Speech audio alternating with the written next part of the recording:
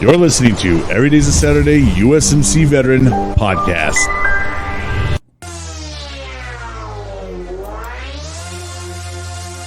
Now introducing your host of Every Day's a Saturday USMC Veteran, the one-man show, Brian Roof. What's going on, friends and fam? Thank you guys so much for tuning in to Every Day's a Saturday with your host, me, myself, and I, Brian Roof. Hey, guys. Hey, we are trying a little bit of a different format, as you guys can see to the introduction. So we're gonna try to, like I did a little educating myself on some things, so wanted to try something different. So here we go with it. So here we go. We're gonna check out our next guest with a little video clip, and here's what we got in store. New video this week. New episode. Interview 61. Jose Mata, United States Navy veteran. Retro gamer. Ooh. And I don't have a block. I might have to use another power thing. And just get over here on the right and duck. Let's go. And here he is in the flesh. Jose Mata, also known as Retro Doc 79. What's going on, brother? Nothing much. I'm just excited to get this interview. By the way, you have a great channel. Guys, check it out. This guy has veterans that committed crimes, regular veterans, active duty, and first responders. I've watched a ton of the videos already. Phenomenal channel, man. Thank you. Hey, I appreciate that, brother. I appreciate you so much. And thank you so much for coming on, man. Watching your clip, those sounds are so nostalgic to me, dude. Like, they just bring me way back. And that's one of the things that kind of connected me to you, is through your gaming and stuff like that. And then I found out, oh, dang, he's a veteran and served in the Navy. And so let's get to know more about you, brother, like where you grew up, what made you decide to join the Navy. And, not only was he in the Navy, but he was a corpsman, and he was a devil doc is what we like to call him. And we have nothing but the most respect for our devil docs, and we appreciate you, brother. But tell us all about yourself, man. Well, like it says, Retro Doc 79, I was born in 1979, so I'm 44. And when I was a kid, at first I thought I wanted to be a firefighter until I found out about the Army. And, being a kid, you don't know any better. You're 7 years old. I'm joining the Army. And as I got older, and this is highly irregular, I'm 13 years old in middle school, the Marines came to the 8th grade, to talk to the 8th grade before we went into high school, I guess to get our minds right. And that's when I initially decided I wanted to be a Marine. Fast forward, and this was growing up in Elizabeth, New Jersey in the 80s and 90s. And fast forward to the end of high school and go down, see the guys, and my parents were not having it. They're like, dude, we did not come to this country from Cuba for you to go join the military without a college education. So goes on the back burner. Years later, 9/11 happens, and that's when I go down to a Marine recruiter, but I ended up in the Navy, guys, so you'll see. Sergeant Michael Gobel, I'll never forget this guy. Just a human ball of muscle, man, like in February 2002. And I go down, take the ASVAB, and for you guys that didn't do anything with the Marine Corps, all the other branches, we picked it at MEPS. This dude had a giant book of MOSs at the recruiting station. I don't know if that was standard when you came in, you pick it. And we went through, and fortunately or unfortunately, I don't know which way, because when I was young, I thought I was going to go be infantry. They pegged me for meteorologist, some NBC thing, and I'm like, oh, what is that? It's like, no, you'd be making the agents. I'm like, that's weird. And I didn't want to do anything with that because I'm young. I wanted to go because 9/11 had just happened. I'm actually leaving school. I'm leaving the university. And what I thought was a Marine cop then, we know PMO, tells me, you're a good kid, man. You got your heart in the right place. The only way you're getting out there is going with the Navy and being a corpsman, which I didn't know what it was.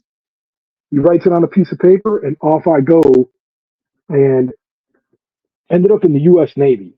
Well, before we proceed, George Shabatal, if you're out there, I grew up with him in Elizabeth, New Jersey. I know you joined the Marine Corps. I remember when we went at 18, your mom wasn't against it, man. If you're out there, find me and hit me up at retrodoc79 at Gmail, man. That's the business email, but we'll talk.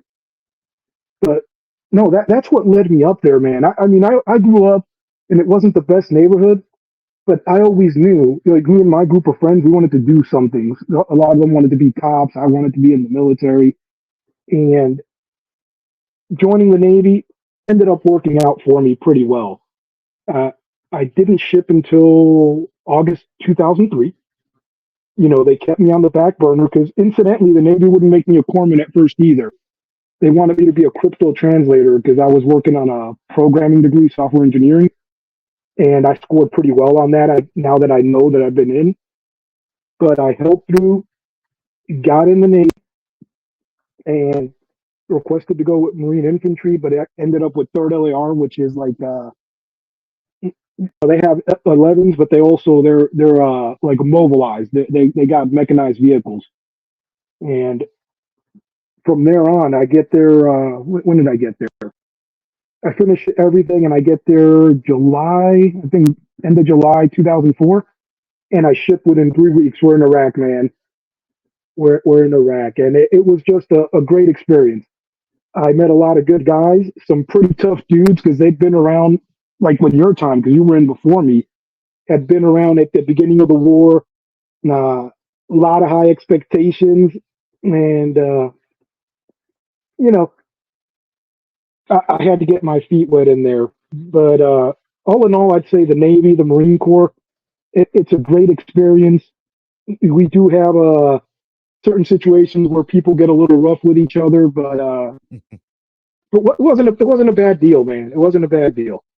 And I thought I was going to get out after my 5-year contract, and unbeknownst to me, I end up getting promoted to E4, third class, and stayed in. Did another deployment with these guys. Uh,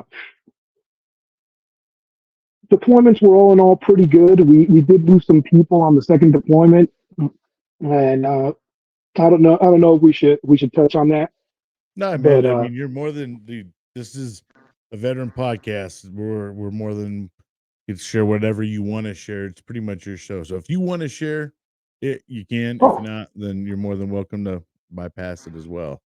oh no problem. So the first unit in the fleet was Third LAR, and I ended up in a Delta Company Dragoons, which as you guys know, if you keep abreast of the Marine Corps, got disbanded in 2018. I went back up to the battalion area in 29 Palms for that decommissioning of Delta Company, and we got some pretty cool coins. Now, Oh, nice. 2000, 2004 deployment, I'm gonna tell you guys, laugh. I'm a boot corpsman. All I know is Navy stuff. I show up.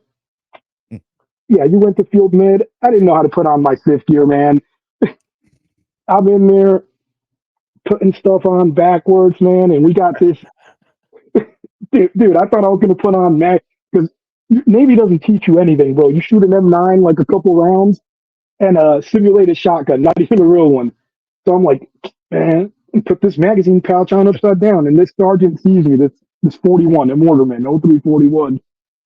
Like, the fuck is wrong, Doc? What you doing, Doc? I'm like, yeah, man, this looks good. He's like, good thing we're going to the field. You keep that like that, you'll see. You know, learning curve. But once we got there, everything snapped in, man. We did the relief in place with I believe it was first LAR. I talked to their corpsman, found out what was going on.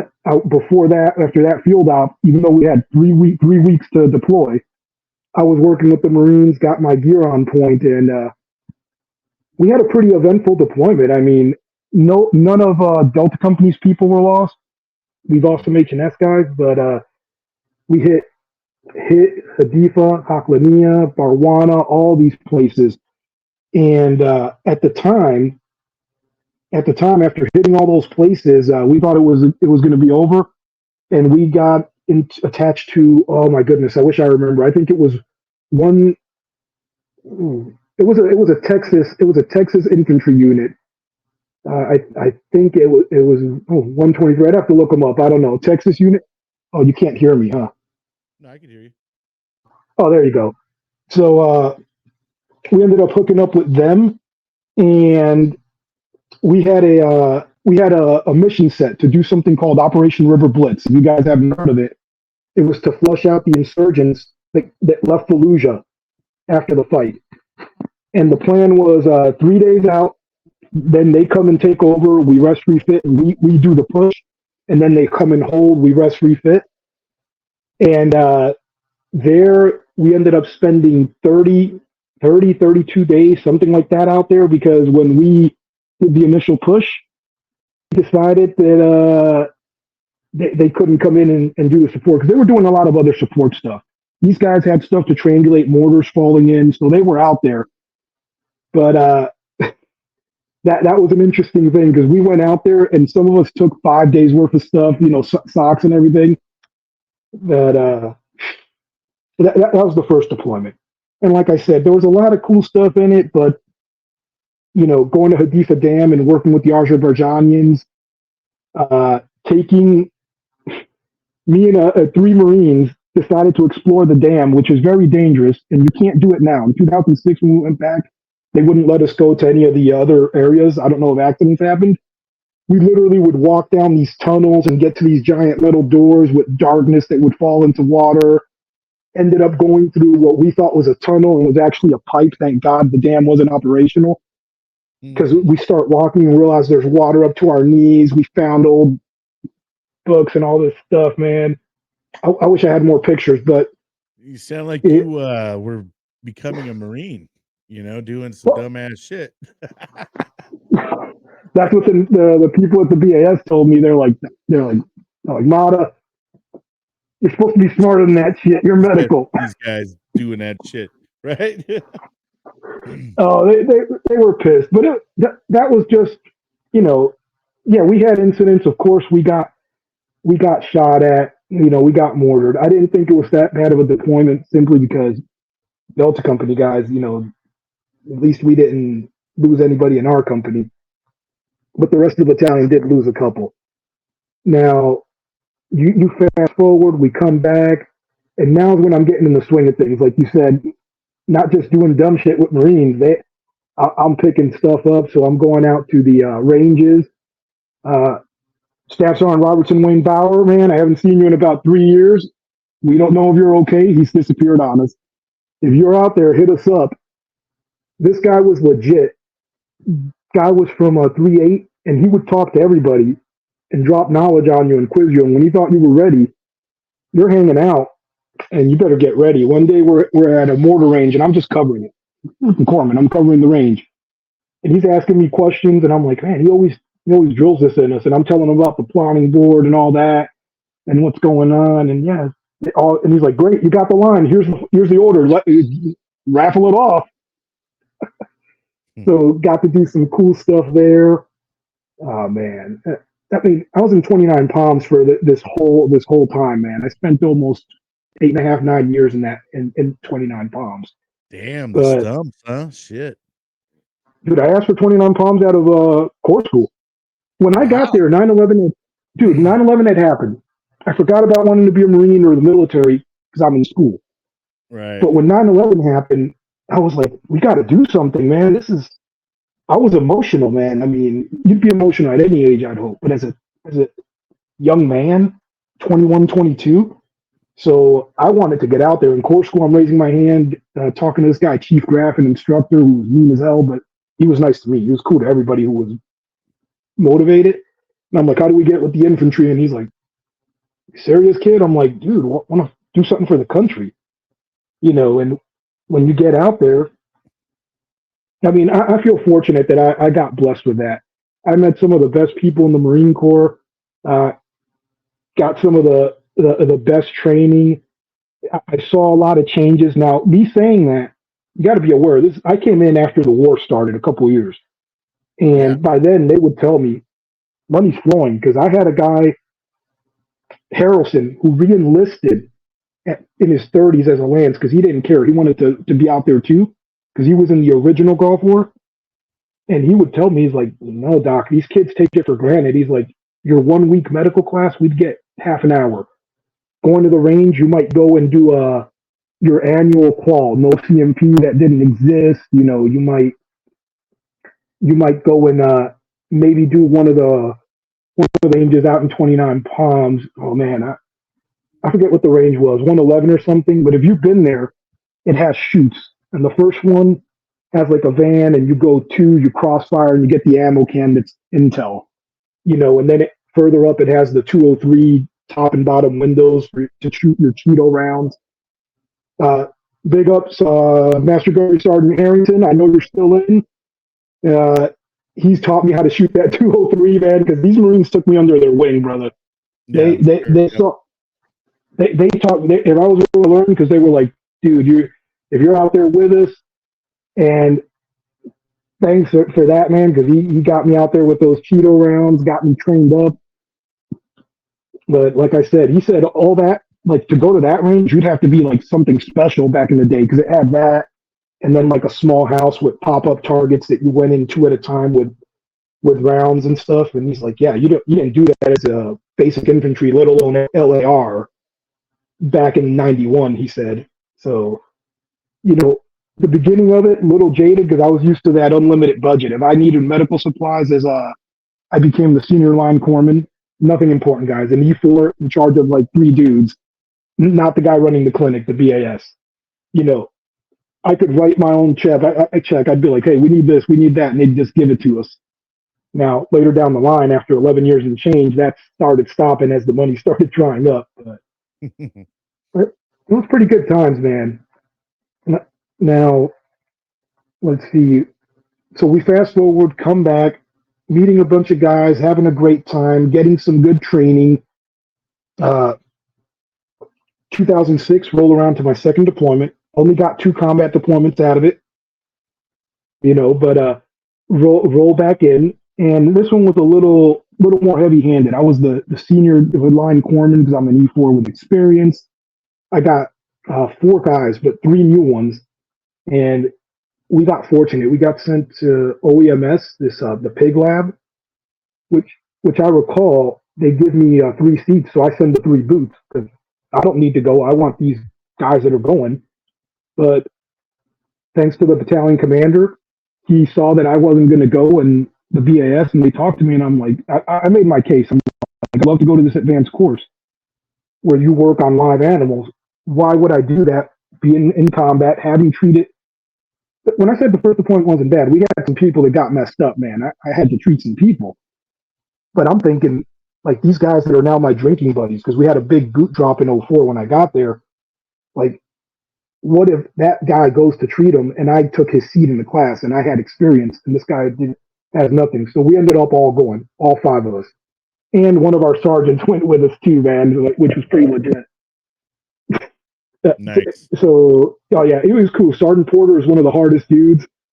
It was great because he's talking to me and I'm like, I'm trying to take notes. He's like, this is mumble jumble. I'm like, this part's important to me, man. This is the medical shit. But I'm glad we did that because it ended up being kind of a tough deployment because we go in and we start, we start over in what is this area?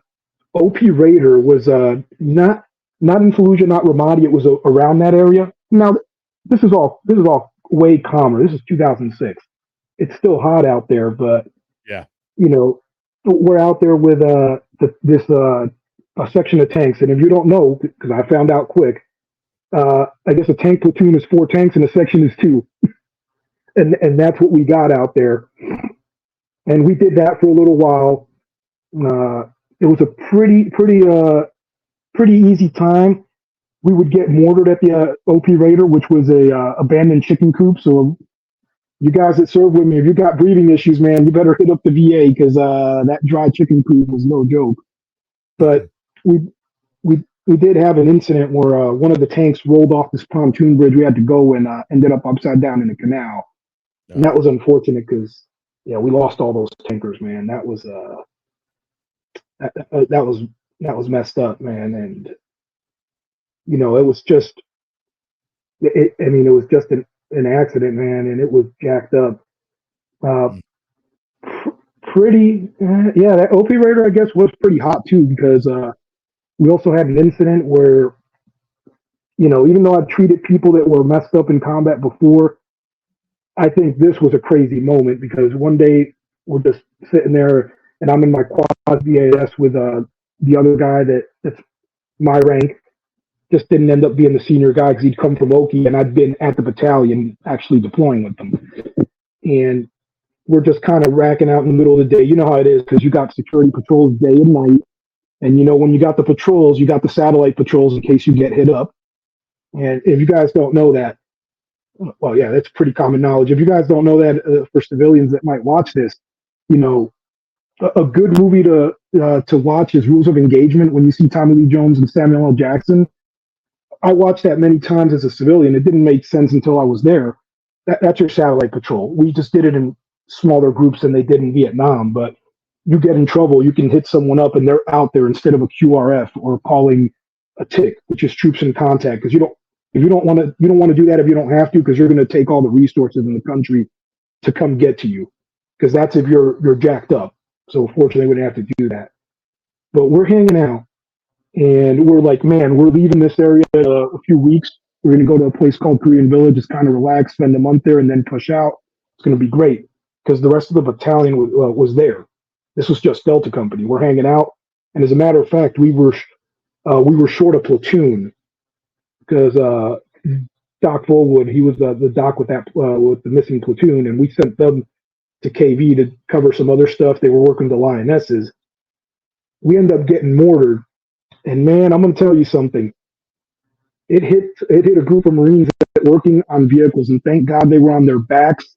And if you don't know, when things explode, they come up in a cone, and they still got fucked up, man. I don't mean to curse, but it was, and dude, it wasn't Corpsman up or not. It was screams of "Doc, please help!" I get chills, man. And it looked like a scene from Vietnam to me, man. I remember Fred Dunwoody grabbing A whole bunch of Motor this T guy. guys. So Motor T guys. So this was LAR. It was LAR guys working on the vehicles, but it was mechs that got messed up. The mechs. We had Motor T, but they weren't out there. They were there, but they weren't where the mortars hit. Okay. So and Motor T was getting messed up out there too, man. You guys don't know they bring everything to us, and all this Supply laundry and all elements that are crap. getting slammed. Hardly. Man, Motor T are some pretty hard dudes because you take them for granted. They're taking your laundry and bringing your freaking mail from a place called Al Assad, which is way the hell out there, depending where you are. And when they get hit on the road, they're Motor T. Every Marine is a rifleman, and they get trained, but their primary job is to transport stuff, and they have to get through that, man. I mean, so yeah, but no, they got messed up, and that was a pretty big incident because that day nobody died, but we had some pretty bad wounds. We had a guy missing half the face and the legs, and Oh, yeah, another guy. They all survived that day. Another guy, arms were like jelly, like all the bones found out later were crushed. Another guy had a hole through his head. We thought it was a mortar that hit him. I guess they had a coordinated attack, and we didn't realize someone took a shot because they dug a bullet out of his head later. wow. Dude, and Lance Corporal Castillo, man, you're out there. That dude is hard. He was driving the vehicles because we had to split them up to 2 log vehicles. The dude had his arm completely messed up. His elbow was jacked, and he said nothing and drove. And then when I turned him over to Fallujah Surgical, where we had to take him, he comes up. I'm about to wash myself because I didn't realize I was covered in blood from head to toe and all that because it was pretty big injuries. I mean, one of the guys, when I went up to him, I thought his liver fell out, and it was a giant blood clot. Oh my god. So, it was freaking. I mean, his face was missing Damn. from the jaw down, and he's like, "Doc, what do you think of this?" And I'm like, "Holy fuck, bro!" It's like we need to get you in there. And he had holes in his arm and his elbow, and it was swelling. I think it was his left elbow. I'm trying to remember because you're in the moment. And I'm just like, oh man. But that's a brave dude. Because if you guys are in the story and you think, oh, this is amazing, no, no, no, no. You got to take into account everybody there, including these Marines and some of these you know brute Marines and stuff. And I say that not derogatory. These younger guys. This guy was an LAV crewman. He wasn't an 11. He was a 13. He's a driver. He maintains the vehicle, and he's just sucking it up because he's realizing the situations like this. If he would have said something, we got other people to drive. Little acts like that. You got all these things that happen. You know, later in the deployment, man. We go in. Everybody's alive, thank God. After that incident too, I was worried because we weren't getting word back what was happening to these guys, right? So I'm thinking, man, I hope he's okay, man. I hope this guy doesn't end up. I was having horrible thoughts like, oh man, I hope he doesn't end up a vegetable. Do the right thing for these guys. Could I have done something better? It turned out great, and because you're in the moment. I'll hook you up with one of my Marines, Ethan Arguello. You got him in a picture there. He actually recounted what was happening because I just remember treating them, but he had a whole story because he's like, nah, I was there watching it.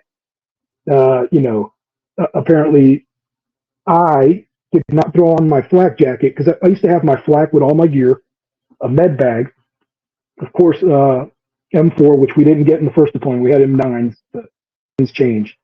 And I also had a bandolier of extra magazines because you never know. And when I saw, like I said, those screams for help, and I saw what was going on, my mind went to rifle, med bag, bandolier. You're not thinking flak because I'm thinking I just need the shit in case something happens.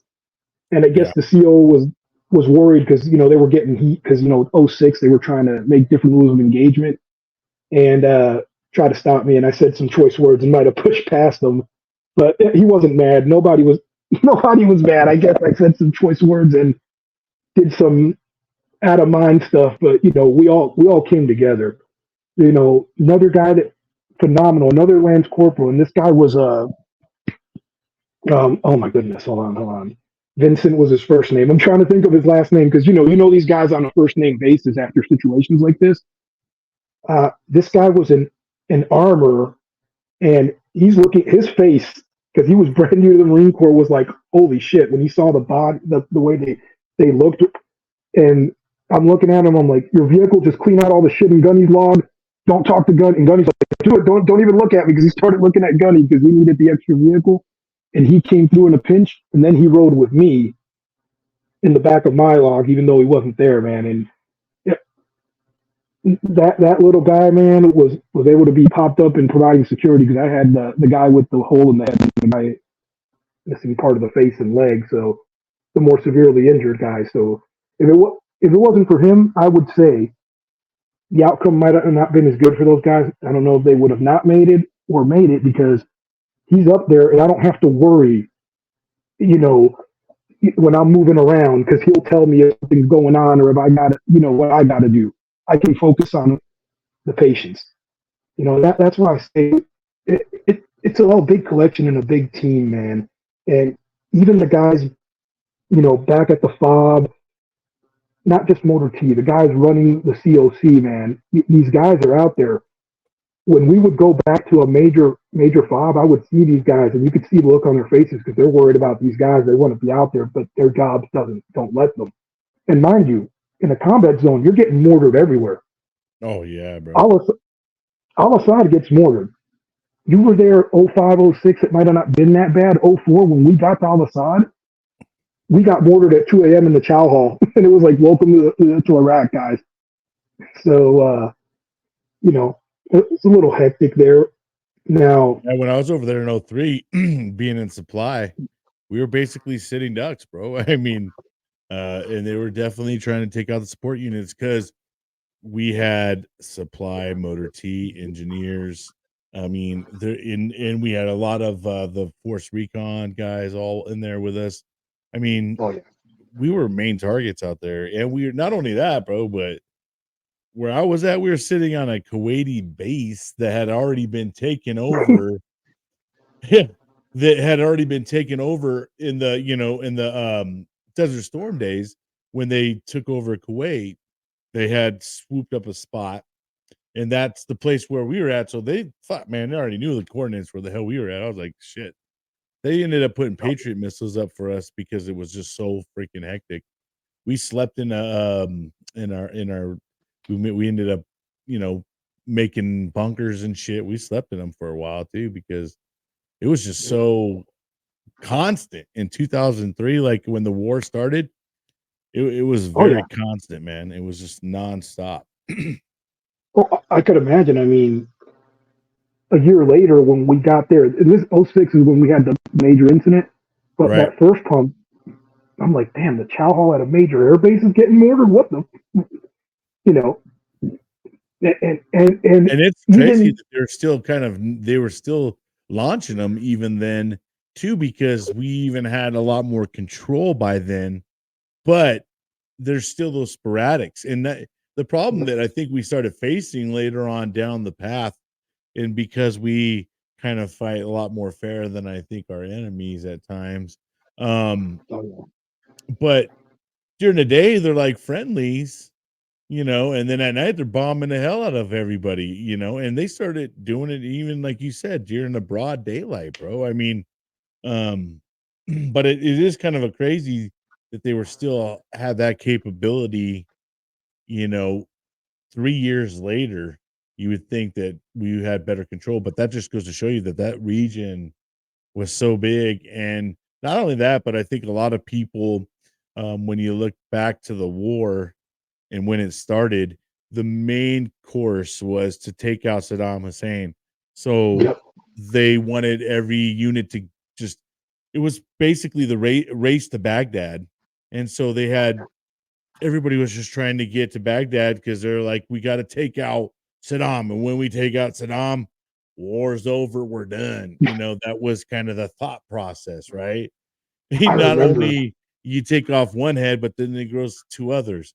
But you know, that was a big problem that we ended up facing later on, is because we went, when we did it, we over went boundaries and didn't fight a lot of people. I mean, there was a lot of forces that got left untouched because we were just trying to race to get to Baghdad. So we left Yep. all these units left. And when, that's why years later, it still wasn't 100% contained. That's why it just shocks me how the capabilities they still had years later. But it just goes to show Well, you that it was because we didn't go systematically. We just kind of were like, hey, we're going to take him out and we're done. no, it makes sense because in '04, I remember we went on the border. We were on the Syrian border with the border patrol, and one of the missions was they popped one of us with like three Iraqis on a border patrol post because I guess one of their border patrol posts all fell asleep because they didn't understand fire Mm, watch. It's not a boot yeah, camp thing. This is your life. right. And one got beheaded. Now you get popped in there, man. And the sad thing was we didn't realize it until later. We were giving them ammo, supplies, and get attacked shortly after we give them stuff. And it turns out that they were using our ammo, man. But it's like you said, we left all these people because we verified it. We gave them AK rounds with this. It would leave like an orange dust when you hit the primer, and we'd get attacked, and then we'd go see it, and all the rounds we got shot at were the shit we gave them. Yeah. And you guys might get a kick out of this. The Iraqis at the beginning of the war thought the NVGs were magic and could see through everything because they told us don't let them look through them. And they give me a set of MVGs because I'm the only American with them at my post because we were very limited in what we had. But it wasn't like they were right there. LAR was right there, and they're like, "Can I look?" And I'm like, "No, no, you can't look through it." And they're like, "Is that's because we could see the future or something?" I'm like, "What are you talking about, man? What do you mean?" To see through everything, and I'm like, yeah, sure, yeah. This tells us what's going on. I'm like, well, I'm not going to dispel the myth. If it keeps them from offing me at 3 a.m., man, offing me, I'm like, yeah, I can see everything that's going to happen, and now just look at them going, are they having intentions?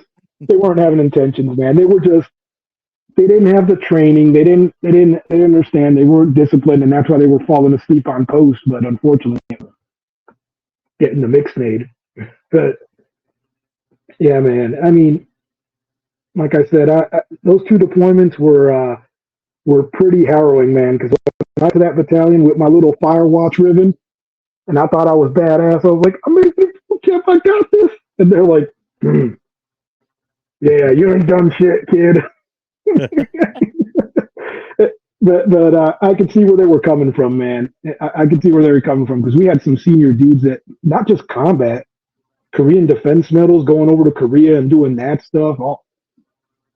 I mean, I didn't get to go to Korea my whole time, because once the war was on, right? Right. And even when I left the battalion, because you have to rotate as a sailor. They don't let you stay in the same battalion, unless you go like recon or MARSOC or something. Then you belong to them. You belong to the Navy, but you're them. But for me, I'm Right. normal corpsman. So every 3 years you got to rotate. And even at the hospitals, man, you were there. By that point, they see you have experience, so they'll put you, they'll have you train people. They'll have you be the LPO and run a section and everything. Now, little funny story. When I first got to the Naval Hospital, because I actually tried to stay in the battalion and didn't take orders, I went over 3 years, and the Navy lost their shit. I get called into Navy personnel office in 29 Palms, NAVPERS. So if you're thinking that he doesn't know what it's called NAVPERS, I know what they call it. You get in there, and they sit there and what's going on, HM3, and I'm like, oh man, nothing, we're good. He's like, so you're supposed to pick orders 9 months before your 3 years. We are at 3 years plus 5. So this is how I ended up in 29 Palms so long. I ended up at the Naval Hospital there, which I was okay with, man. I was okay with that. You know, I guess at and I this might have. point you were pretty comfortable being there. I mean, I pretty much the barracks were right across from the LAR barracks because they're at the top of the hill, if you guys know. And if you know where the Navy barracks are, the ones directly, if you're facing towards the backyard, is what we affectionately called the sandy, soft moon dust back there, where we got trained. We got trained extensively when we messed up. If you're facing it and go to the left, that's where the LAR barracks were, and if you keep going, that's where you get, I guess, the RA the like regiment barracks further up, and then you get what do you call comm school way up on the hill on the other side by the bowling alley. But big Navy, in all its wisdom, uh, does that. And when I get to that Naval Hospital, they were waiting for me because I will say this: there were parts of the military where I'm like, man, you got to do something better. You got to be hard on people, but you also got to be fair, and you can't be abusive. We got to train, and you got to be tough, but nothing. It shouldn't be something abusive. And I got fortunate because a lot of people would get screwed over. You do what you do for the Navy, and then they're like, whatever, screw this guy when he leaves the battalion. The first classes, because we didn't have a chief. I guess he retired, and they didn't plan for one. They talked to the Naval Hospital. When I'm checking into manpower, which is HR for all you other civilians, I'm checking in and they see my orders and I'm like, yeah, where am I going? I'm going to the ER or something high speed because my experience. They're like, I'm like, yeah, so I'm going to the ER. Where? And they're like, they laugh. I'm like, OBGYN, whatever, it's medical. I'm like, whatever, bro. And they're like, no, your desk is behind me. You work here. And I'm like, are you shitting me? And no shit, my name and rank is on a desk in HR because I thought it was the worst thing ever. It turned out to be the best thing. I will say this: they taught me administration, and they said your command called and said you're a good sailor. They asked you to volunteer for a MEU after 2 pumps without arrest, and you volunteered, but the MEU got canked. So they want us to teach you the administration that they couldn't because of what was going on. This is at the beginning. My job is to patch them up and go out there and do it effectively. And I got in there, and man, it fucking sucked because admin was not my thing at first. I had a rude awakening when the YN who ran it had an emergency and had to leave, and I'm in there, checking people in and doing their records for if they deploy, their skeleton records, and getting their Geneva Convention cards, and they're easing me in. But we had an award board, and I was the next highest rank, but I was not an admin person because I'm an E4, she's a 5. So I got to go in this room of Navy captains, full birds, and I'm sitting at a computer, and I could barely type it. So I'm like, I don't know what to do with my hands, and they're like, we need you to correct. Yeah, they're like, oh, they're correct this, and I'm like, they're like, what's that award instruction? And I'm like, what the fuck? I didn't say that. There's all full birds in there, man.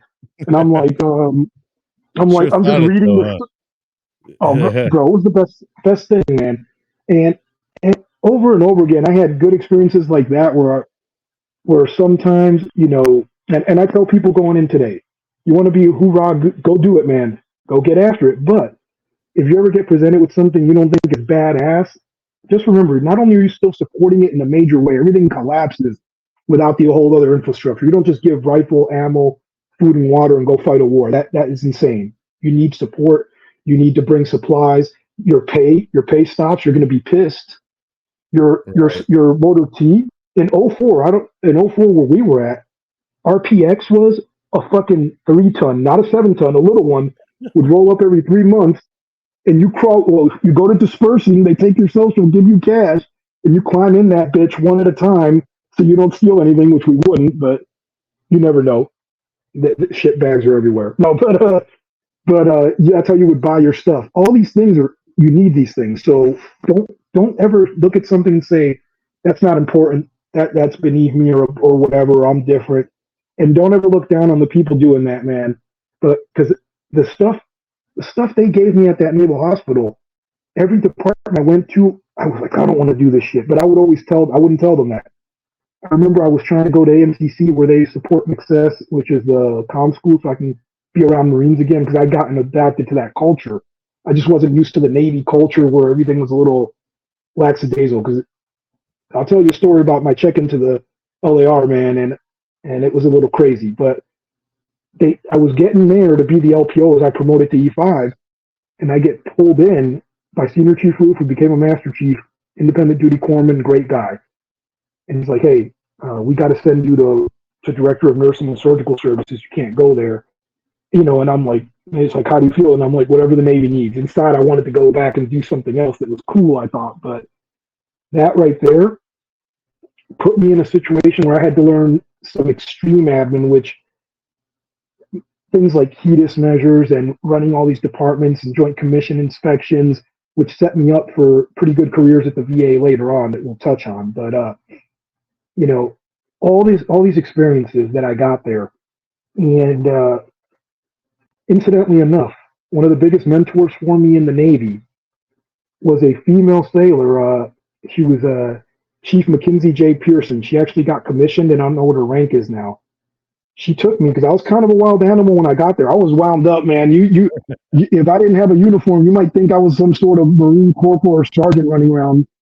But she introduced me to Lean Six Sigma, and she pulled me to the side, and she's like, "You got to understand how to run this in the fleet. These people depend on you." And the what I learned from all those people there, every single one, was what propelled me in my civilian career. It was phenomenal. Well, Now, that's probably a no, go ahead. good. Yeah, I mean, if you're probably a good chance to start heading into what you got going on after you when you got out of the Navy because I mean, you spent 11 years, bro, and you've seen a lot of stuff. So obviously PTSD was a thing for you Oh yeah. and having to adapt to being a civilian and all that stuff. So let's kind of you know, transfer more kind to that Yeah. area and start getting into what did you start doing when you got out? Because man, 11 years in any military branch is a long time. I mean, 4 years, there's a lot of things that get ingrained to you. So after that, I Oh yeah. can't imagine how much more trained and programmed you are. No, oh yeah, no, pretty much. I mean, dude, some football player came to visit the hospital and was freaked out because I was very regimented. I'm trying to be. There's a master chief, so I'm being regimented. But let's skip ahead to where we get out. We get out. I get out and transition pretty easily because They had me on recruiting duty out in Arizona, and when I got out, I'm gonna tell you guys, you need to prepare. I thought I was gonna get out, and I'm like, man, first class petty officer, this E6, I got all these schools. I've got Yeah. patient administration school. I got all, not just the combat stuff and not all these medical schools. I had like, hey man, I can run a part of a hospital, probably the whole thing, or whatever, because I had pretty good training. And you get out and they're like, hey man, do you like to sweep the floor? So it was like, you have to do something. So before we hit on that, if you guys are active duty right now or going active duty, look up US maps. If you never heard of it, it stands for US Uniform Services Military Apprenticeship Program. I don't know if you've heard of it, man. Nah. It's completely, oh, look it up, completely free. And when you go into it, you pick your branch and you put in your MOS or NEC for you sailors. I don't know what the Air Force calls it. If it's an MOS, cool. If not, educate me on it. And I apologize, I didn't work with much Air Force. And you put it in and it gives you a list of what you can do for apprenticeship programs.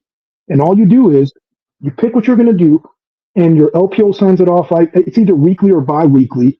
And then the department head for a sailor, which would probably be the platoon, LPO would be the platoon sergeant. So I'd say the first sergeant or company gunny, one of those, would sign it off either monthly or quarterly. No, it would have to be, I think it's monthly, because then quarterly would be the CO, like the captain or the actual department for the Navy. You build credits by just going to work and doing your freaking job. And you would be remiss not to do this. When I found out about this on active duty, I put my sailors on it, whether they wanted to or not. I'm like, you do nothing but come to work, bro. Just pick something, man. Because whether you come in for 4 years or 40 years or 20 or 30, leave with something. But no, let's touch on when we got out. So when I got out, it was pretty hard to adjust to everything, man, because small things that you don't think about. Because when you're in, you're surrounded by your people, so you're not as on alert. When you slam a door, man, that sounds like an explosion. Right. Dude, like Super Mario when those little bombs go boom boom. That it really sounds like that, just louder. I thought that was like made up video game crap. It kind of sounds like that, but louder, those doors slamming. Jumping on, always being on edge, man. Always being guarded. Like, something simple with the ex-wife now. Like, hey, let's have the door open in the bedroom, get some fresh air. Like, no, we need the door locked and closed so I can hear they come at me. And these little things that you don't think you're gonna think of or look at, man. I had an incident where I had to catch myself where I would say, I don't know if it was a flashback or reaction, where me and the family are about to pull out of the driveway. And I kid you not, this, sorry about that, turn that off. Someone was, sorry, I was getting a call from someone, but we're not going there. I get the water company half blocks me in because, they're checking, they're stopping and they check because the water things are between them. And for a minute, I look around and I don't know what the hell I was thinking because I'm like, get down, it's a fucking ambush. And I'm reaching for a weapon and I'm like, a fucking rifle. And then I realize I'm like, you're in a truck with your family and a kid in the back. Of course you don't have a rifle. And that's just from the long period of being in and always being on alert and the constant training, which I can't knock the training. That's what keeps you alive, man, because you have to think about it. Right. I mean, at first I was like, damn, this messed me up.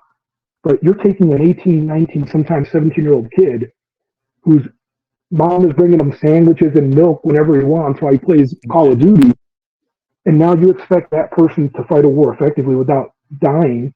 They have to give you this training that you always have to be alert. You always have to be watchful.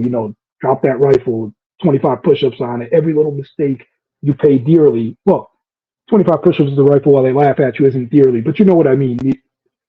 These things, but they reprogram you in a way that it's just a little funky, man.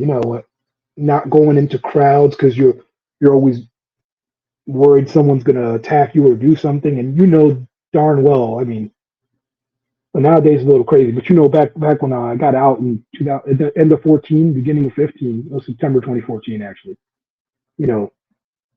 stuff wasn't going on like that, you don't have to worry about it.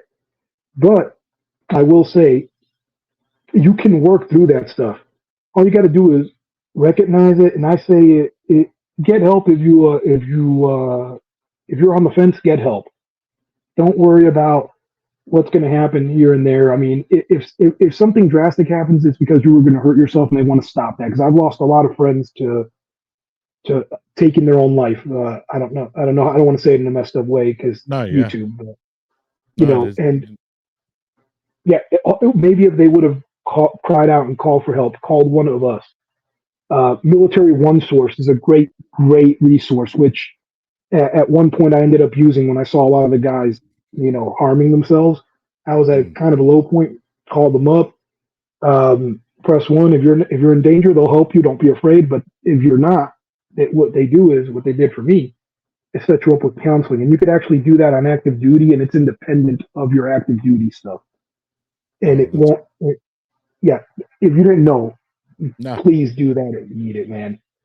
And remember, I'm a corpsman, man, so I know all this stuff because when I was in, they give you something to study that could get you promoted, and it's bare bones medical. It'll save a life. But for me, I always felt this, like I'd get promoted, put on my uniform, and I'd see the extra chevron. I feel great, and the next thing I think is like, this is heavy. This isn't. You're important and you're special. This is the Navy has entrusted you and the American people that pay your salary to do the best job and raise up their young daughters and sons that come under your care in a safe, effective manner, and train them, and and be aware of that. And it was also, it would weigh on me because I would think of that, man. Because I'm like, there's parents out there when they see you in uniform with this, they don't realize they got you there because they're paying your salary and the Navy selected you.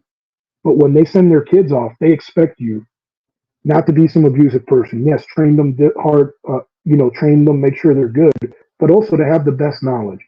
Because also the moms of those Marines out there, if I was lazy and I drank a lot too, I partied, but if I was drinking on a weekend and I hadn't read or got up to speed on the latest medical stuff, I could cause someone to lose their life, and that's not good. But that's just how it weighed on me always. But no, so I went through a rough patch, like I was saying with the PTSD. It was pretty difficult. I got a job with the power company up here, and I was doing security for them. Actually, I was they call it a field inspector. I thought it was a regular security guard, but it was like the guy in charge of the guards, and I had to go hit the spots and check stuff. And I did that for a little while, but that was cool. But I was finding, because I had the night shift. I was brand new, so guess what you're doing? You're doing that 10 to 6:30, man. That's what you're doing. So rough. Oh gosh, dang. That's about my whole my bedtime almost, like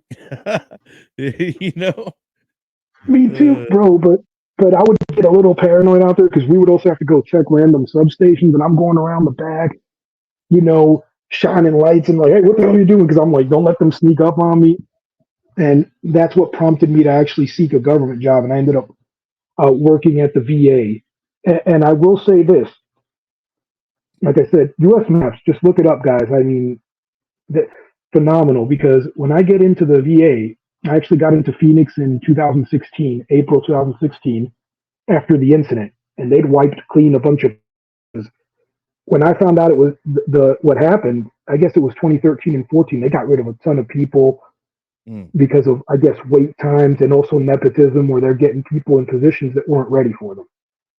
And that was a pretty good opportunity. And this is for all veterans. If you got out, you had some rank, and you think a lower GS job, if you're having trouble getting in, it isn't for you. Look, either go to school and then jump in at the GS 13, or jump in at the lower level. Because I came in at a call center as like a GS 5, but they monitor you, and they could hear that I'm speaking to these people, and they're like, man, your decorum with people.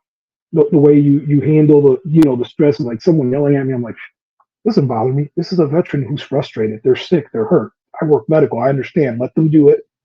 Then talk to them, and then they realize like, hey, You're guiding me through this. You're getting me what I need.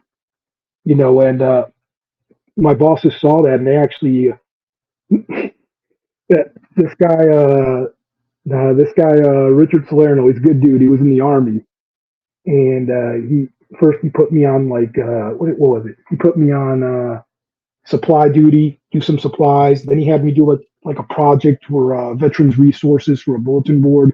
Pro bono lawyers, uh, places where you can go get like food banks for vets. And then he starts talking to me about what he does. He's a GS-12 man, and we're reviewing some of the stuff. And it's been a while since I've been out. Now we're talking about like 2 years and change later. So I was a bit rusty on the admin, but I still had it in me. And one day he takes me to a meeting, and he's like, "Hey man, you're briefing today." And I'm like, he said, "You're talking or whatever." I heard your briefing. I'm like, "We're good." And he's laughing. He's like, "Are you freaking good?" I'm like, "I'm not a moron. I'm a GS5, but if you say I'm good, I'm good. And this is what we're talking about." And I went in there and introduced myself with the proper low ass rank with all these GS12s and 13s, and briefed. And little did I know, you know, and again, this is why I say humble yourself. I went in as a GS5. Then he had me on supply, and he's like, "That don't bother you?" Because he saw my resume and saw what positions I held, because I had some pretty good positions in the Navy. And, I trucked through it because to me it was a learning experience. I didn't know how supplies ran at a civilian VA. I didn't know where the community resources are, which you think is mundane, but when later on when I got to be a lead at a clinic, which is a true promotion, you know, a veteran's having a hard time after reappointment, I talked to them a bit and hey, you can actually do this. How do you know? I set that program up. I did this. I did that. Trust me. Let's work with it. So the man was actually inadvertently, if you humble yourself, building you, and ultimately I ended up as a GS9 running a few clinics, and it was all built on people like that helping me, man. And the PTSD, I'm telling you, just reach out to someone and reach out to your friends. But if you really are struggling with it and you've been out a year or two, but I say the sooner you do it when you get out, because that's the hard part, the first few years. Yep. Just man, don't be another one of those numbers, because you know you mean something, not just to the Marines and sailors and airmen and soldiers and Coast Guardsmen. Apologize for the wrong term, you serve with. Family, friends, even coworkers. You might not realize it, man. You come out and you're a decent person to people, man. People are going to be affected, and I mean, it's big, man. That's a big subject for me, man. I say that. So I say reach out for help. PTSD was pretty big for me. It still kind of affects me because the Yeah. girlfriend says, that if you just grab me while I'm asleep, I used to jump up and fight, but now it's not as bad. But that's because I had to humble myself and talk to people because it took me years to get help. So, and you'd be surprised. I didn't end up on medication. If you actually talk to people, you might not be as bad alone. And if you are that bad, it is not a bad thing to get help. Yeah. Yeah. And of course, oh, sorry, we went a bit long, brother. Sorry. No, no, you're good. I wanted to get those things out because, yeah, I do a YouTube channel and TikTok with retro gaming, and we'll talk about that a little. But to me, whether I'm successful or not in that endeavor, I'm not worried about it. I'm doing pretty good after going through some hard times. I have a good setup. And, if I had the option of being a multimillionaire from doing YouTube or something tomorrow and not helping any veterans and they off themselves, I would not take that crap. I'd Right. rather be where I am or at some minimum wage job, knowing that I could have made a difference and someone got help because of that. That's Yep. more important. So I apologize if you guys were gassed about the gaming. We'll talk about that. But to me, that's what's in my heart, man. No, You and know and what? it's true, bro, because, you know, uh, the number 22 has been slanged out for a long time now, for, several years, and the number's not going down, and it's only and it's higher than that, that's just a marketed number that people kinda throw out there, 22, but it's True. as high as 40 a day, That's so, true. it is a problem, bro. That's why, it's important that we do take the time and talk things about how we experienced our PTSD, how we got through it, how, things that we lack to do that created other problems. I mean, these are all things that are very important. And that's why, part of this podcast is just to open that realm up and talk about it, and if it's uncomfortable for people, there's always that fast forward button and they can get through it. But, it is important, dude, because like you said, we're losing brothers and sisters constantly. And as a veteran, as a person who served it, it's never good to hear, oh, another one committed suicide, and you're afraid of it being one day someone, because we all served with a lot of people, so uh, you don't want to have it be that moment in time where you go find out through a text message or a phone call that it's someone you knew, you know. Well, I mean, it's this how near and dear to my heart it is. I keep the sticker on my phone and a clear case, and people see it, and I'm like you said, look it up. There's actually more than that, you know.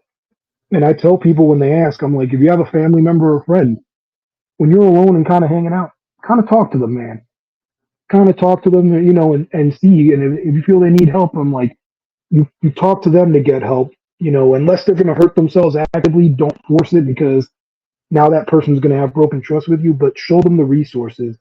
Like I said, Military One Source, they set you up with free counseling. I think it's like 14 sessions. There's also something called the Vet Center. I don't know if you ever heard of it.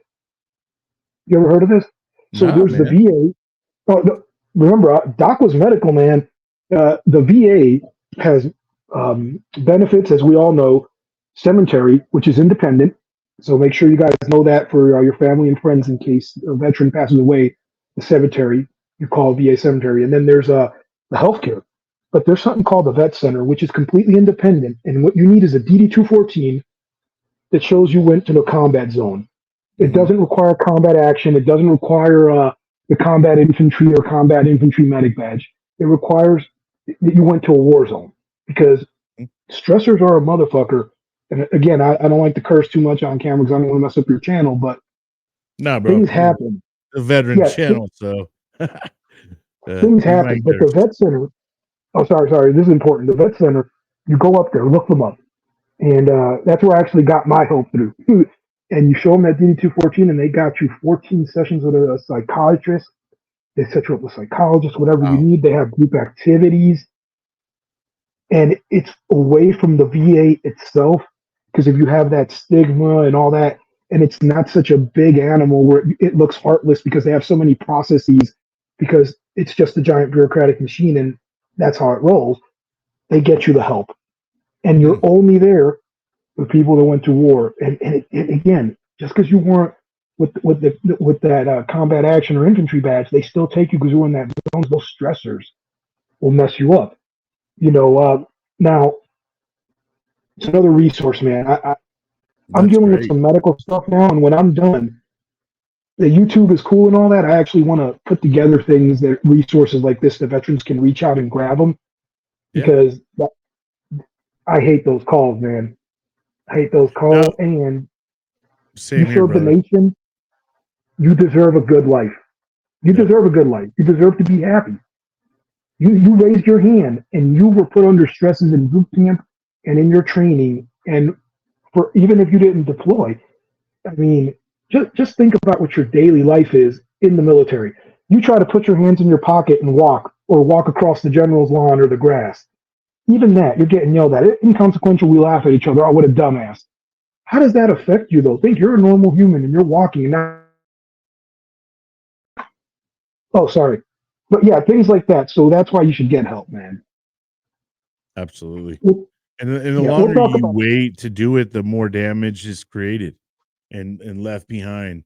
And at some point in time, you'll have a realization and because it happens to the great majority of us that gone through it.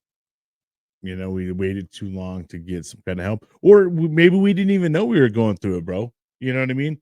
Mhm. Um, I'll be honest with you.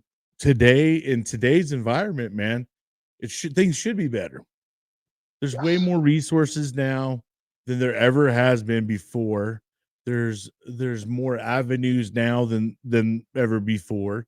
So the thing is we just gotta that's why there's these podcasts and things like that to try to get it out there.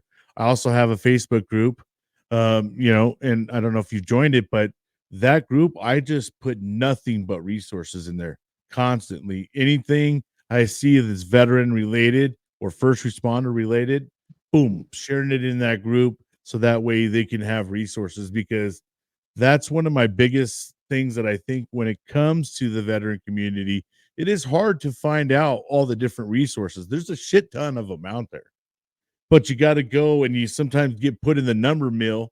You call one number and the motherfucker kick you off to another number, and then you're off to the next. I mean, it's annoying as shit.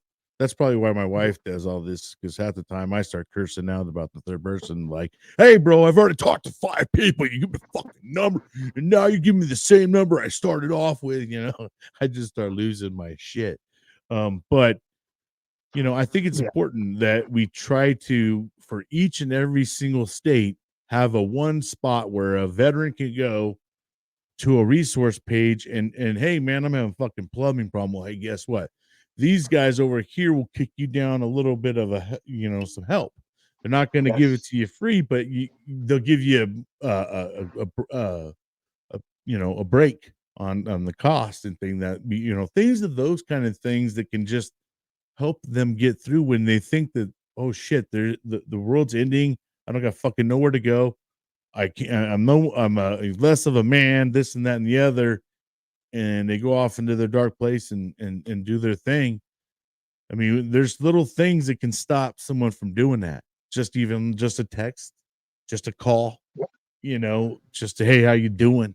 Hey, motherfucker, I see you're doing a great job. Hey, those kind of things can really go a long way.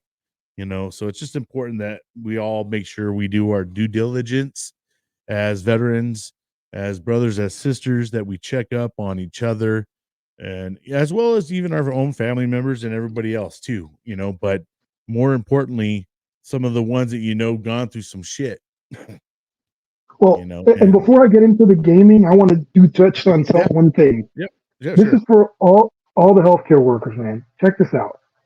Dealing with veterans, I know they get a little angry sometimes and everything. You got to realize it's not just because they've been through some shit. They're trained to react, instantly if they have to defend life. When they're sick and scared and injured, they're no longer with their battle buddy or their shipmate. They're alone. Even though they're a phone call away, they feel alone in the world. Now they're scared, and you've been doing healthcare for a while, and I know because I would stop myself because I was in healthcare for a while, and you start getting jaded, and I'd stop myself right away, and I'd say, and this is what you should say to yourself if you're a healthcare worker: Hey, they're reacting this way because now they're fighting for their life, and they don't know what's going on.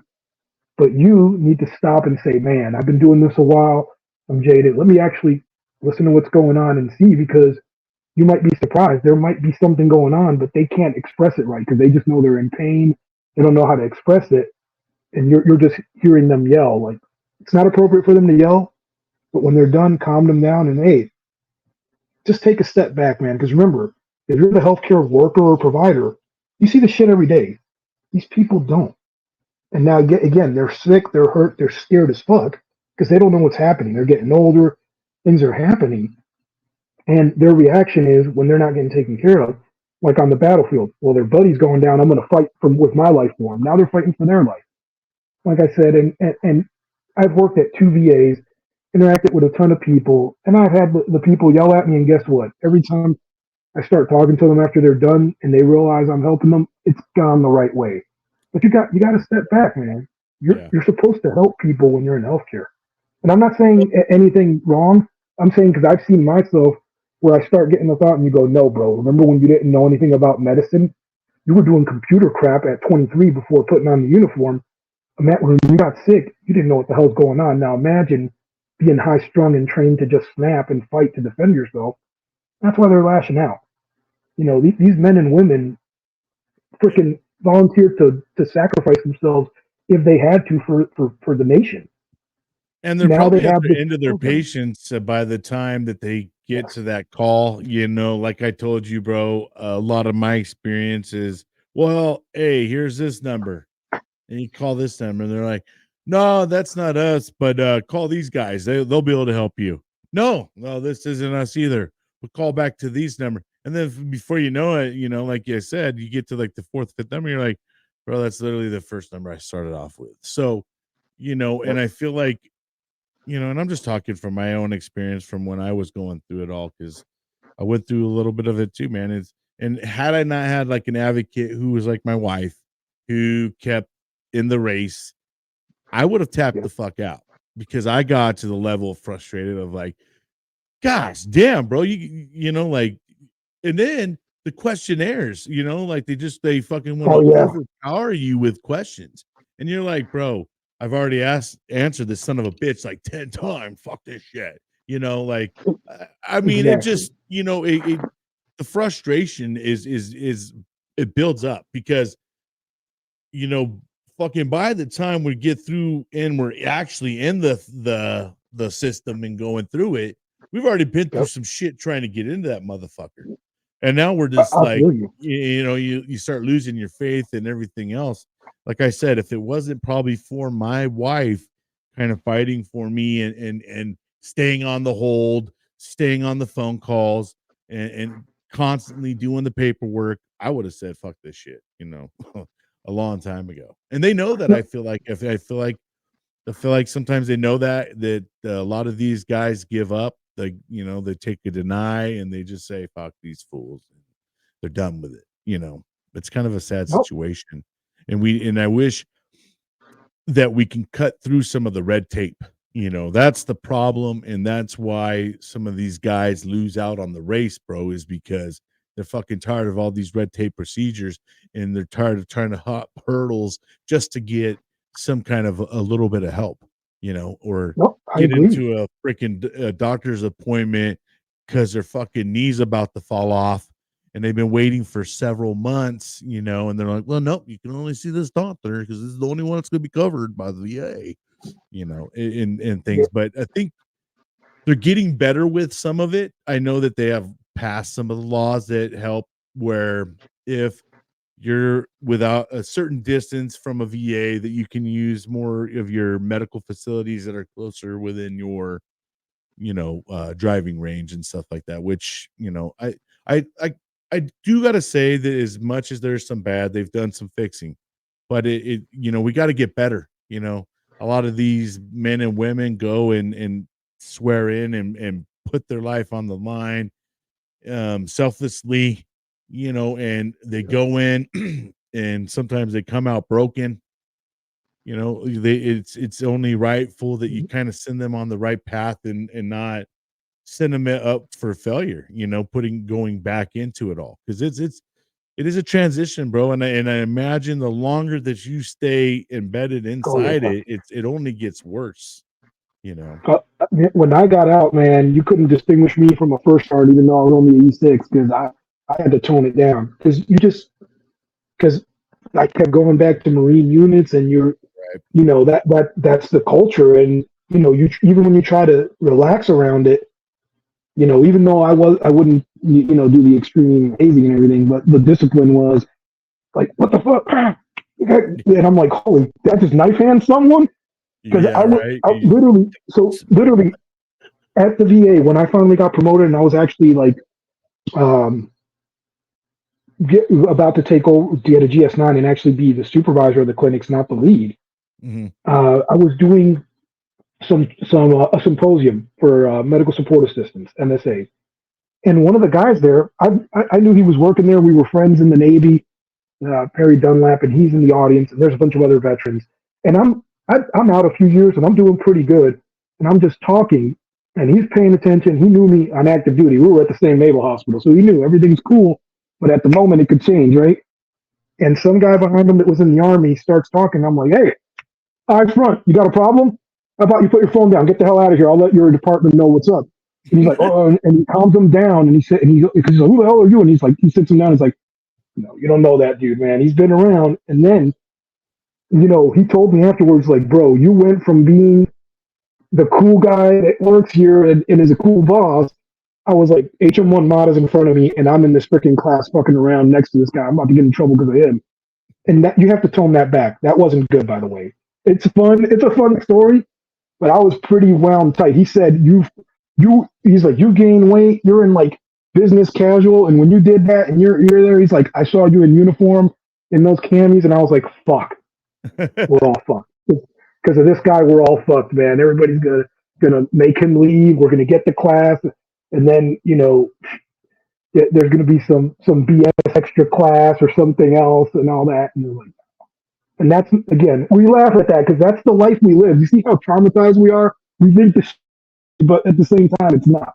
Because that's messed up. Imagine you're at a board meeting and everything, and something simple. The guy looked down on his phone for a minute. I mean, what the heck is that? And imagine like the CEO's like, what the fuck?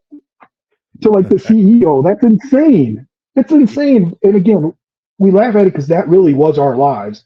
Right. I mean, I Trust can't me, tell my you boss enough. got me in trouble a couple times, and I've definitely done the knife hand as a project manager, in charge of projects and shit, having to go in front of big time, big wigs and stuff. But it's like, hey, bro, you ain't no general, you ain't no colonel, I've been in front of some really big assholes. Like none of these people, I'll be the Yeah, asshole in the room. yeah, man. No, but well, let me get into what I'm doing now because I kept you Yeah, guys let's, waiting yeah. long enough, man.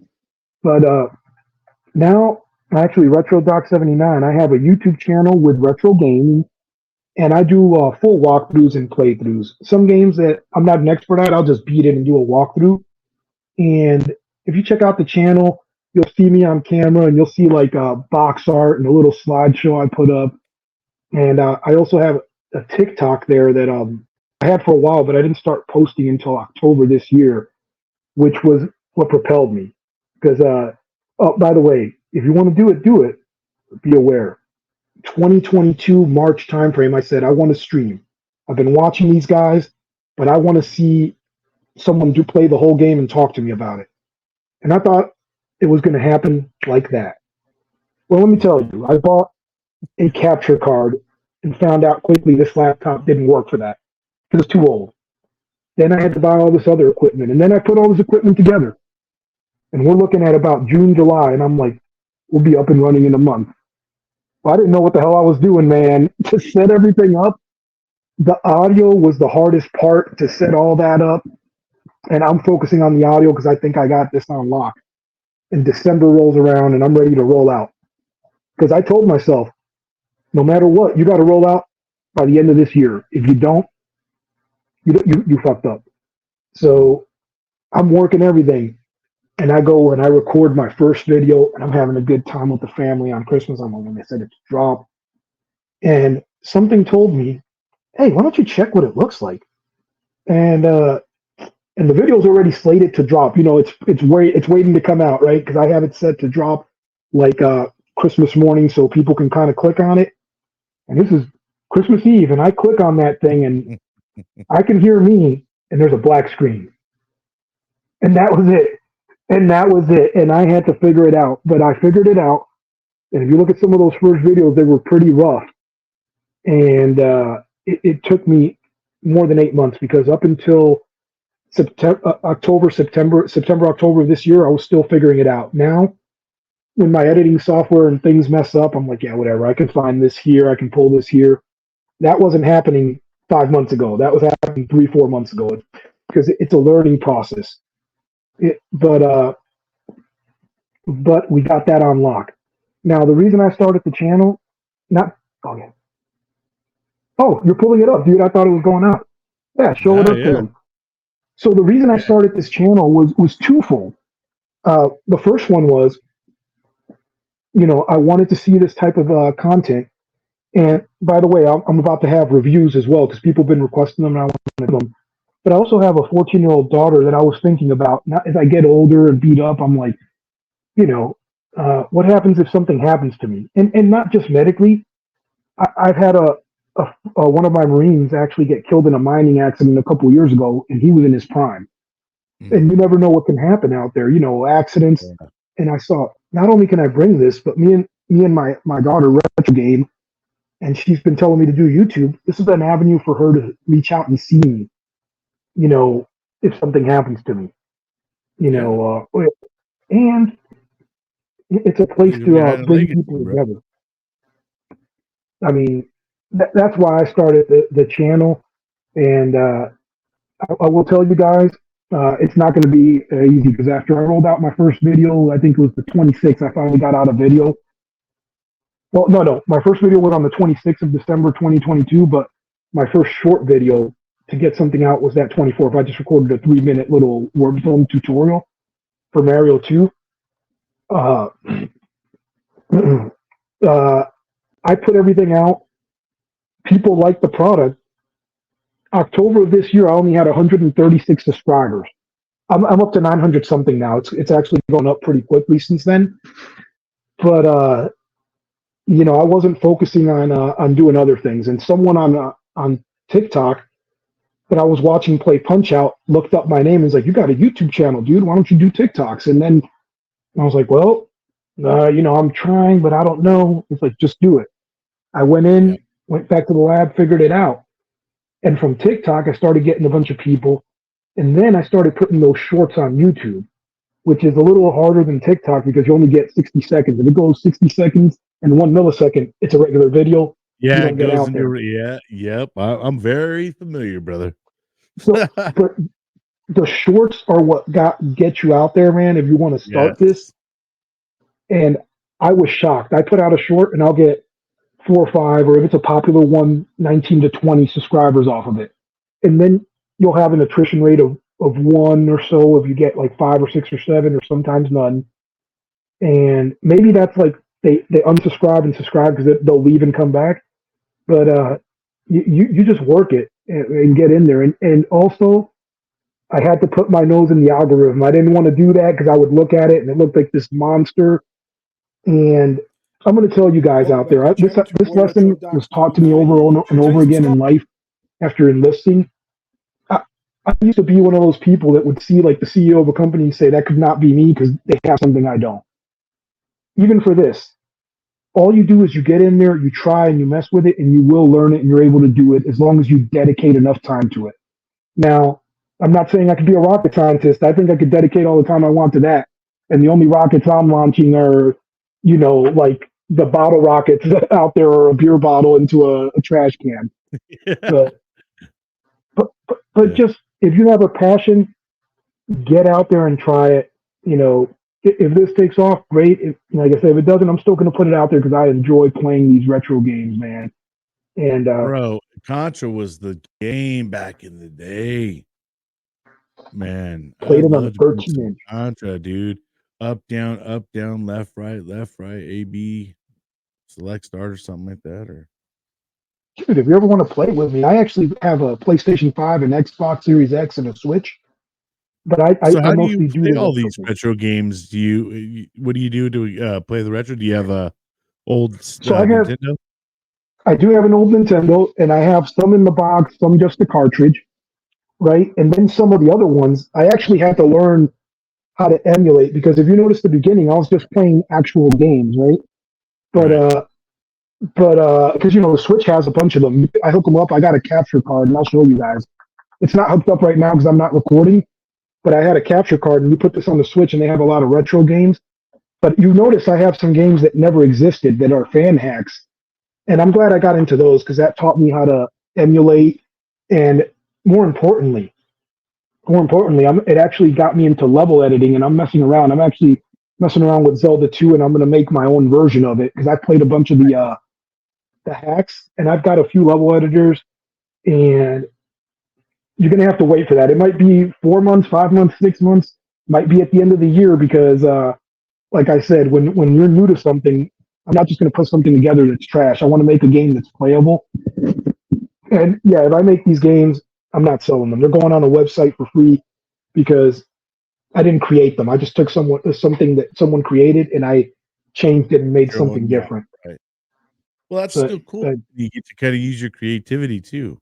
And I mean, it's a take that whole to a whole nother level. And then, what if you create some badass, mod and everybody's just like, dude, the Mata mod, you know? Yeah. Well, I put this out to my circle, my friends, right, and obviously the people I serve with, and some people I grew up with, and I said, if this takes off, if you're willing to work with me, I'd like to teach you how to edit and all this stuff, and actually pay you. But I tell people this, because I'm probably going to do this: put together a portfolio when you get good at what you're doing, and try to get into entry level editing, maybe a commercial here or there. And Yeah. next thing you know, you got a business. If you're doing a YouTube channel right now, and you're going, man, I can't break through. It's not wasted time, man. Put together a resume that has these skills you've learned and your old skills. Even if you're not going into editing, someone's going to look at that at a job that you're going into and go, look at this person. I can teach them to do this. If they can learn this, they can do that. And it's all perspective and how you word it. I always say word it like a Navy eval, not a fit rep, because Navy evals make you 16 line, man, cause and effect. But it's stuff you're really learning and doing. Because I would take it for granted, and I look at some of the stuff now, and I'm like, all right, you're not, you ain't editing no Hollywood movies, buddy. Come here, man. You're not even doing a B or C movie, but yeah, maybe you could do some Ricky Dink little commercial here or there or something as you get better. You know, you could do that if you guys are messing around on YouTube and not seeing it and still do your channel. You got a portfolio, put it out. Never tell yourself no, man. Let the HR department tell you no, and if they say no, don't get upset. Say, what could I have done to be more marketable in anything? Shoot your shot, man. You know what I mean? Shoot your shot. Shoot it. The worst thing that happens is you shoot a brick shot, and it bounces off. But hey, it's that time when you're gonna fucking swoosh it, man, or even just make that bank shot. You just never know when what can stick. Because even for myself, bro, I've extended my invite out to people that I never thought would come onto my show. And next thing you know, Oh, they're hitting me up, and I'm just like, "Holy shit, okay." And I didn't think it, but and see if I would have listened to the self-doubt that I had and said, like, I don't think they'll be on my show, I would have never sent that out.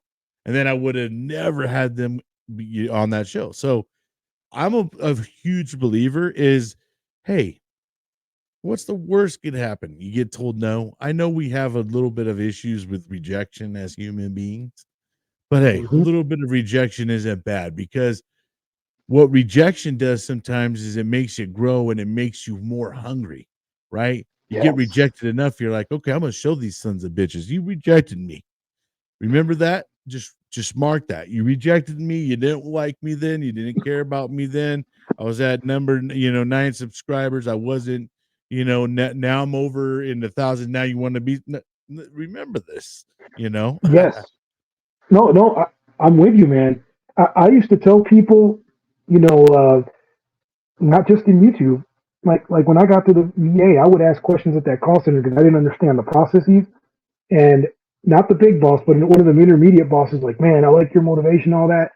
But man, you ask the same question a lot. I was like, I need to fully understand it because if you give me for me, you give me the answer, that doesn't satisfy me. I need to understand the process of getting there because when you're not here, I got to be able to solve it. And that just came from the medical background because if you don't have, if the answer doesn't work, you need to be able to walk through it to do it. And some people would laugh, and I'd be like, laugh now, cry later. I'll be in charge one day. And it always went that way, not because I'm smart or better. It's because you got it. Like I said, always, the biggest thing I had to learn, especially as a man in today's America, was to humble myself, and, Mm. once I started doing that through my whole life, it was like, hey, you got to say, hey, I don't know what's going on here. Show me the way.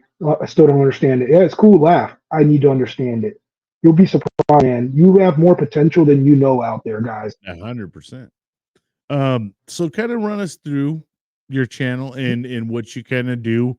And it seems like you're pretty helpful when you run through it. I know you give how to play it, the little tips and tricks, Kind of run us through what you do on what while you're streaming. So what I do while I'm streaming is I just play through the game, and I've done everything from a Final Fantasy 15 and a half hour video that's up there to Damn. yeah, That's you see it on the you channel. went 15 and a half hours, bro? I actually went 21 and change. I have the raw video that I want to upload, but I cut out the Oh, farming and sheesh. uploaded the farming one. But I went and did the video. And when I'm giving you tips and tricks, is I'll play from square one, and I'm Yeah, not the game master. I'll take you to right. the end. And some games I'm badass. I get everything, but I get to the end on them, right? But it's we're just talking, and I'm like, hey, if you do this, you can get that. Now people think that I memorize all those mazes and everything. I actually make crib notes that I have in front of me, and I kind of glance down to because when you're talking, it's not that you don't remember it. When you're talking, you lose your Yeah. freaking train of thought, man. I've Oh, been blown up. I got a TBI, yeah. Right. I feel you. bro, and and and and that's what I do. I do them up, and that was actually a learning process because as I'm playing the game and telling you, and by the way, my current format, you're going to see the box art front and back. You're going to see the cartridge on the screen under my picture, and you're going to see a small slideshow of sprites from the game. You know, the little characters. But when I first started, I actually would do my maps as a kid. You know, the big in-depth ones that look like actual rooms. You can't read that shit when you're trying to glance down. So I had to do like two to the left, go through door, stuff like that. And I just do that because man, a lot of people would watch me play in there, and on top of that, and they're like, dude, why don't you add that to it instead of just playing the game? Tell them you got some pretty good tricks, you got some tips, and I just, like I said, I wanted to get that out there, and I just go through the whole game, man. And I've done something as Contra, which I think was 20 something minutes or 30. I don't know what it was. I forget. To a 15 and a half hour one. It's actually a 21-hour video that I thought of uploading, and I'm like, I don't know, man. I'll upload it. But that that's a straight playthrough. Now, the way I do it though is I pre-record it and I premiere it, and I'm live in the chat. Yeah. I Yeah. have two.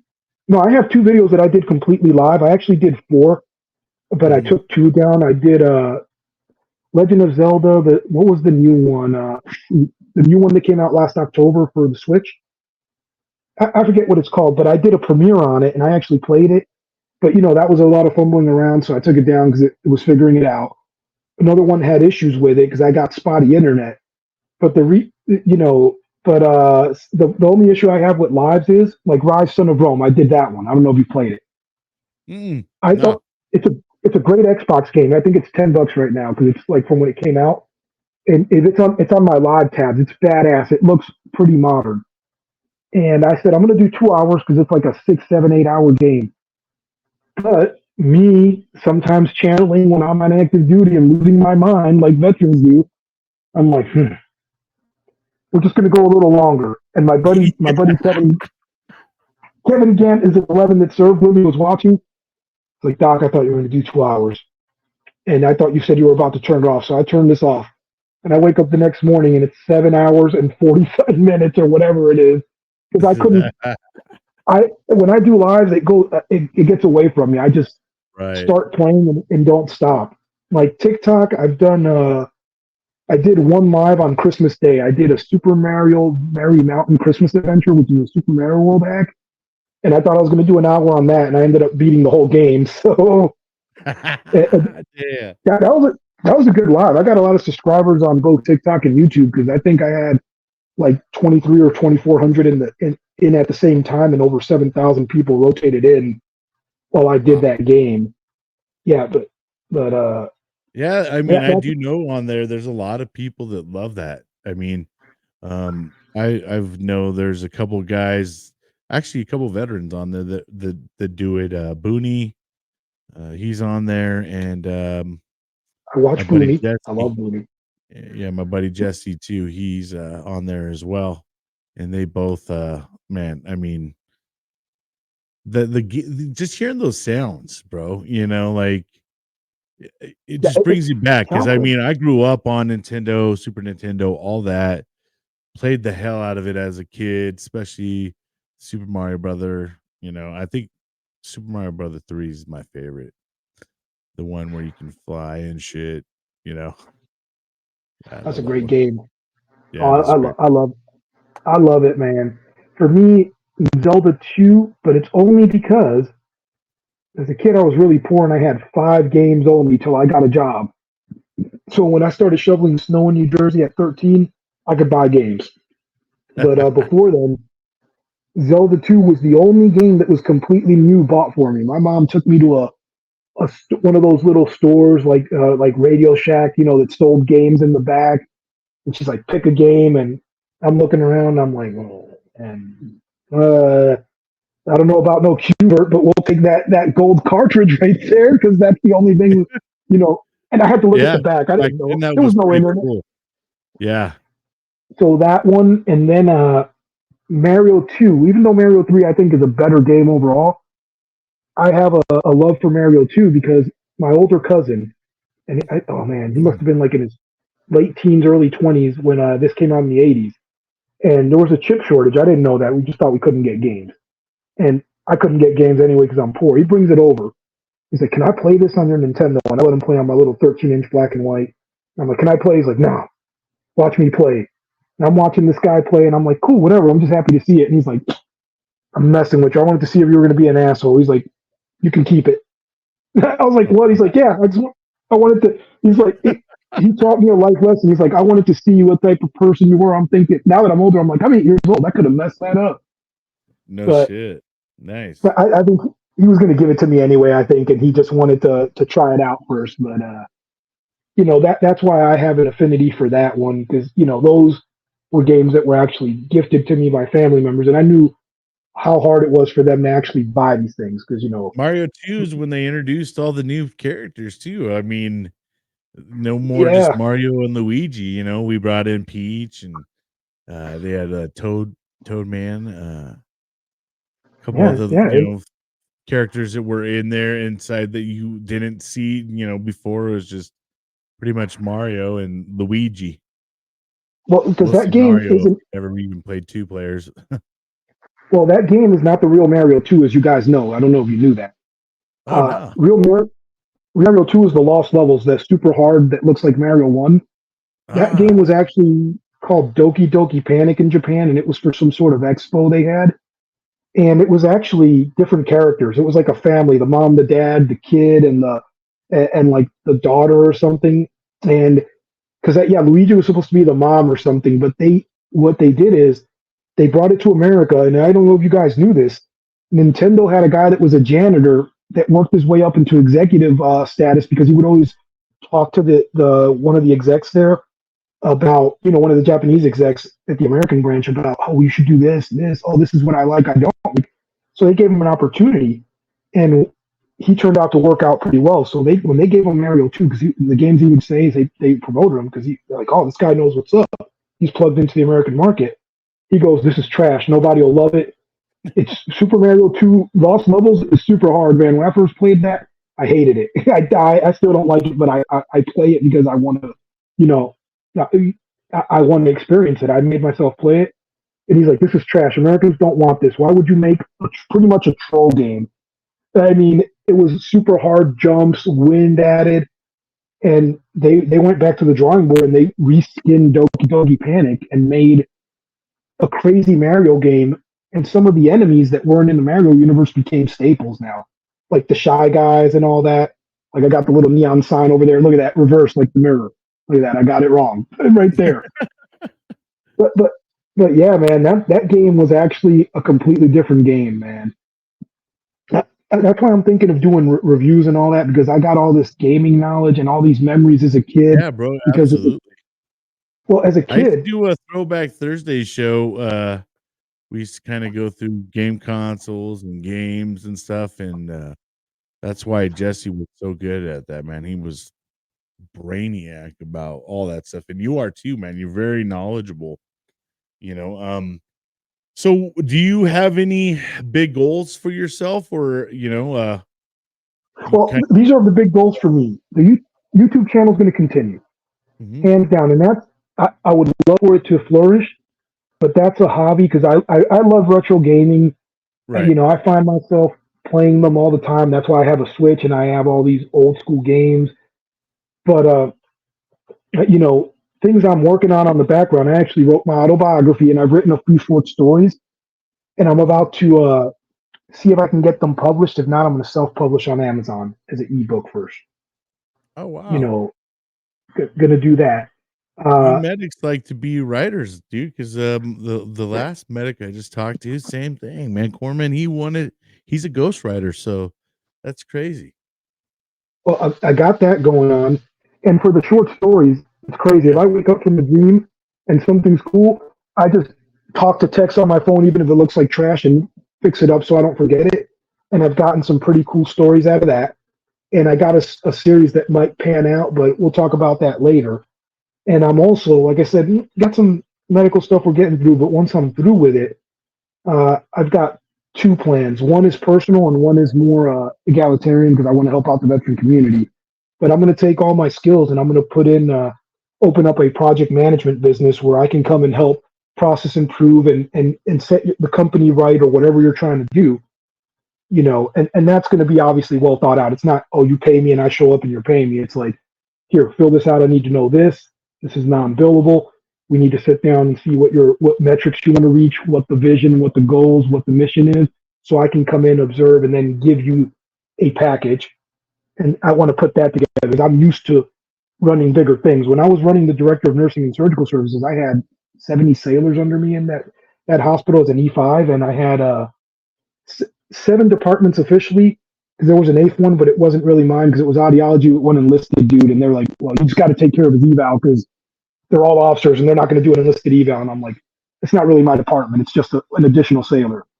But I want to do that, and the big thing I want to do once everything is set, I really want to focus in on getting together a program for veteran that's multifaceted, not just helping transition from the military, but if someone's gotten in trouble and getting out of a jail or prison, help bring them back. Because if they get arrested and they're on disability, it's going to drop to 10% no matter what your rating is while you're in, and you got to do paperwork to get that upgraded if you have a family or to get it back when you get out. And there's a bunch of hurdles, but it's not even that small stuff. It's Yeah. getting the mind right because if you look at a lot of veterans, some of them have done some bad things, but a lot of them end up getting locked up for drug and alcohol incidents, which could be attributed to the PTSD, and they're trying to cope. And sometimes you get thrown out there, and we got veterans court, and that's pretty helpful. But if you got an organization on the other end that isn't like, well, if you pay me X amount of dollars for this, what's the cheapest I can do this? That's bullshit. That I don't like that. It's not about that. How can we get this person some sort of marketable skills? You know, you're not going to be a brain surgeon. That's cool. What skills do you have? Maybe we can get you into a welding program, and then get you into resources with other veterans, things like the vet center that'll help you cope with whatever led you there. Because you drink and you go, I'm right up the road. I can get home, and you get that DUI or something horrible, God forbid, where you have an accident and someone expires and now it becomes a felony or something. And when they get out, was that person really a monster? They made a horrible decision, but now they feel more alone and they feel more reclusive. And what can we do for those people? Yeah. Resources like that. That's what I really want to do. You know, big Right. resources and people coming out and people that haven't gotten in trouble. Having programs for them encompassed in this bigger corporation where, well, I want to go to school. I got the GI Bill because if you guys didn't know, if you were in one day after in 2013, like January 1st, 2013, and you meet the 3-year requirement total, your GI Bill does not expire after 10 years for the original or 15 for the post 9/11. It's now in perpetuity until you use it. If you didn't Wow. know that, I know a lot of resources because, like I said, to me, I help out a lot of my veteran friends and people I encounter because I know how difficult it is. I had to live the life. When you get out, man, nobody's waiting in the wings, man, and nobody's saying, here's a paycheck. You got a disability, you can barely walk. Well, you better know how to navigate that system. You 100%. know, so I want resources where you get out and you have this vision of what you want to do, and we sit down and it, you know, and I've outlined a pretty good business plan for all that stuff. But like I said, I got to get my actual health in order, and then we'll roll on that, man. That's great, bro. I mean, the more type of things that are out there for our brothers and sisters, maybe we can lessen these numbers out there. You know what I'm saying? But hey, And brother, opportunity. what's that? No, and I said that and opportunities. Yep. Remember, a Yep. lot of people think they don't have value, and because they'll come out and civilians will say ridiculous things to you. I've experienced it, and I look at them and I'm like, it's not even about kicking someone's ass or anything. I'm like, are you shitting me? You have value, and you did something. No matter what you think you didn't do, you did something raising your hand, and we need these programs to help you transition. No, go ahead. I'm sorry, I kept it long. I know that. That's all I No, got, you're all man. good, brother. No, I just was gonna say, man, I do appreciate you coming on and talking to us, and definitely you could probably do a round two with you, for sure. Because I know there's a lot to you and all that you do as well. And I appreciate it, man. Keep putting out the content, because a lot of people like to get away and their gaming and stuff like that is a way of getting away too. So it's great just to have that outlet as well. But hey, brother, I appreciate you so much once again for coming on and telling your story. And I'm always here. You probably have my phone number. I'm sure I left it in the email as well, and I'm always a contact. But just hold tight, brother. And like I said, thank you once again, man. Yep. Thank you. It was a pleasure. Hey, like and subscribe, man. This is a phenomenal channel. And check out some of the other videos. Thank you so much, brother. Appreciate you. Well, all right, friends and family. That is going to wrap up another great interview. Go out there, check out Retro Doc 79. Go subscribe, like, all that stuff. It doesn't cost a thing. You know what I mean? To go out there and support our fellow brothers and sisters. Uh, and also, make sure you're out there checking on your brothers and sisters out there. Even if you think they're doing good and they're putting on smiles, that doesn't always mean they're good, right? So let's just make sure we're out there checking on each and every one of each other. And remember, make sure you're not out there letting the day kick your ass. Make sure you're out there kicking it. Until next time. Arr.